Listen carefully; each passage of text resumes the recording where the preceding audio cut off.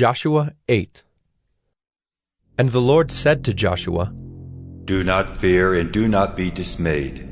Take all the fighting men with you and arise, go up to Ai.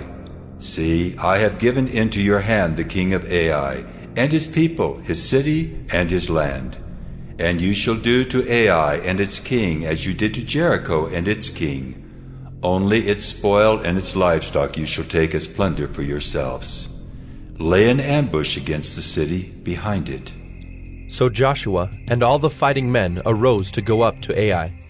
And Joshua chose 30,000 mighty men of valor, and sent them out by night. And he commanded them, Behold, you shall lie in ambush against the city behind it. Do not go very far from the city, but all of you remain ready. And I and all the people who are with me will approach the city. And when they come out against us just as before, we shall flee before them. And they will come out after us until we have drawn them away from the city. For they will say, They are fleeing from us just as before, so we will flee before them. Then you shall rise up from the ambush and seize the city, for the Lord your God will give it into your hand. And as soon as you have taken the city, you shall set the city on fire. You shall do according to the word of the Lord. See, I have commanded you. So Joshua sent them out, and they went to the place of ambush, and lay between Bethel and Ai, to the west of Ai. But Joshua spent that night among the people. Joshua arose early in the morning, and mustered the people, and went up, he and the elders of Israel, before the people to Ai. And all the fighting men who were with him went up and drew near before the city, and encamped on the north side of Ai, with a ravine between them and Ai. He took about 5,000 men, and set them in ambush between Bethel and Ai, to the west of the city. So they stationed the forces, the main encampment that was north of the city, and its rear guard west of the city. But Joshua spent that night in the valley. And as soon as the king of Ai saw this, he and all his people, the men of the city, hurried and went out early to the appointed place toward the Arabah, to meet Israel in battle. But he did not know that there was an ambush against him behind the city. And Joshua and all Israel pretended to be beaten before them, and fled in the direction of the wilderness. So all the people who were in the city were called together to pursue them. And as they pursued Joshua, they were drawn away from the city. Not a man was left in Ai or Bethel who did not go out after Israel. They left the city open and pursued Israel. Then the Lord said to Joshua, Stretch out the javelin that is in your hand toward Ai, for I will give it into your hand. And Joshua stretched out the javelin that was in his hand toward the city. And the men in the ambush rose quickly out of their place, and as soon as he had stretched out his hand, they ran and entered the city and captured it.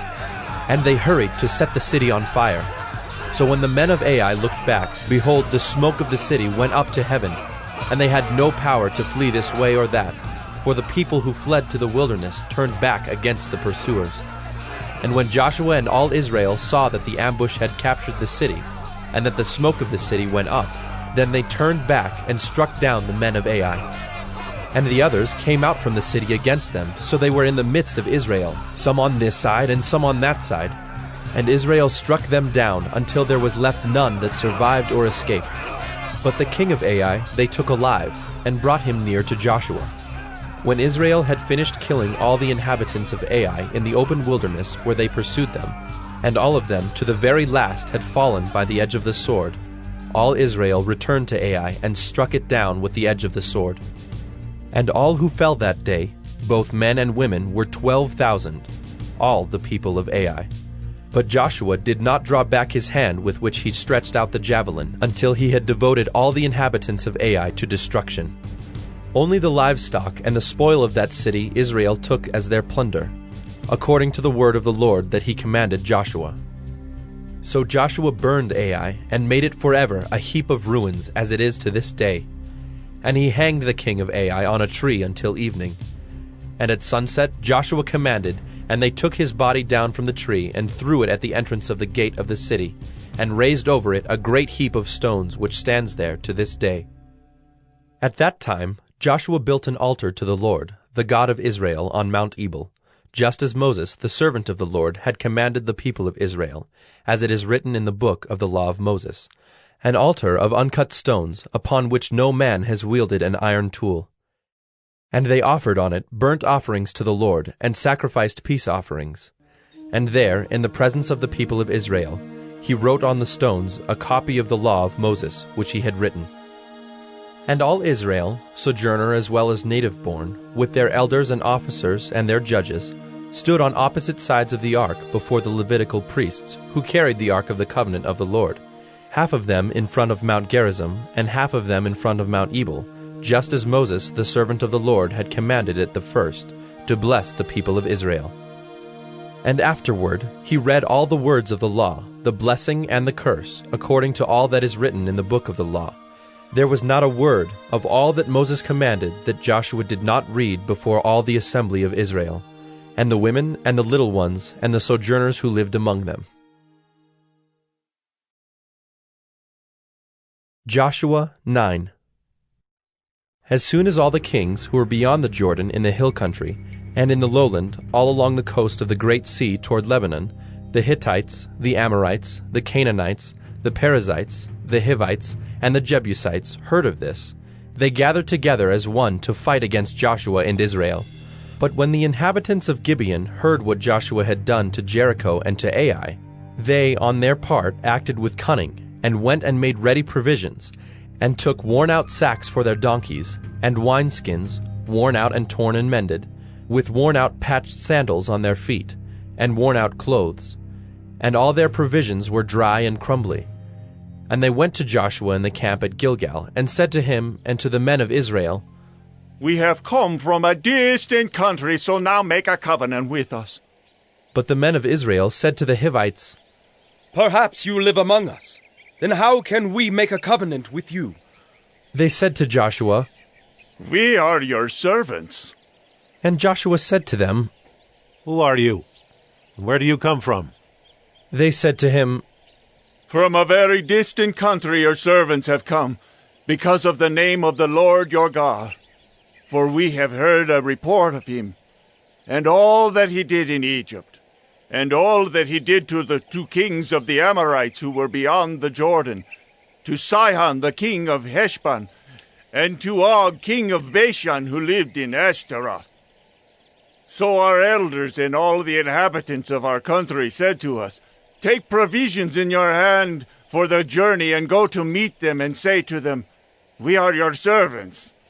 Come now, make a covenant with us. Here is our bread. It was still warm when we took it from our houses as our food for the journey on the day we set out to come to you. But now, behold, it is dry and crumbly. These wineskins were new when we filled them, and behold, they have burst. And these garments and sandals of ours are worn out from the very long journey."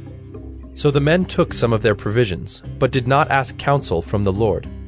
And Joshua made peace with them, and made a covenant with them to let them live. And the leaders of the congregation swore to them. At the end of 3 days, after they had made a covenant with them, they heard that they were their neighbors, and that they lived among them. And the people of Israel set out and reached their cities on the 3rd day. Now their cities were Gibeon, Kephirah, Beeroth, and Kiriath-Jearim. But the people of Israel did not attack them, because the leaders of the congregation had sworn to them by the Lord, the God of Israel. Then all the congregation murmured against the leaders, but all the leaders said to all the congregation, We have sworn to them by the Lord, the God of Israel, and now we may not touch them. This we will do to them. Let them live, lest wrath be upon us because of the oath that we swore to them. And the leaders said to them, Let them live. So they became cutters of wood and drawers of water for all the congregation, just as the leaders had said of them. Joshua summoned them, and he said to them, Why did you deceive us, saying, We are very far from you, when you dwell among us? Now therefore you are cursed, and some of you shall never be anything but servants, cutters of wood, and drawers of water for the house of my God. They answered Joshua, Because it was told to your servants for a certainty that the Lord your God had commanded his servant Moses to give you all the land and to destroy all the inhabitants of the land from before you. So we feared greatly for our lives because of you and did this thing. And now, behold, we are in your hand. Whatever seems good and right in your sight to do to us, do it. So he did this to them, and delivered them out of the hand of the people of Israel, and they did not kill them. But Joshua made them that day cutters of wood and drawers of water for the congregation and for the altar of the Lord, to this day in the place that he should choose.